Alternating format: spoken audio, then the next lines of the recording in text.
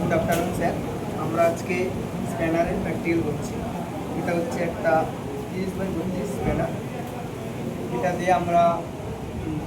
দিয়ে আমরা ঘড়ির কাঁটার দিকে ঘুরবে কীরকমভাবে নাট টাইট করতে পারবো, মানে অ্যান্টি ক্লকওয়াইজ, এবং কোনো নাটকে আমরা অ্যান্টি ক্লকওয়াইজ হচ্ছে ইউজ করতে পারবো ঘড়ির কাঁটার বিপরীত দিকে।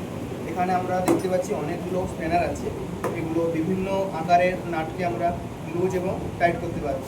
এখানে একটা আছে 27x24 স্প্যানার, আরেকটা হচ্ছে 23x21, একটা হচ্ছে 18x19, একটা হচ্ছে 16x17, আর একটা হচ্ছে 14x15, 12x13, 6x7, 6x8। Thank you sir.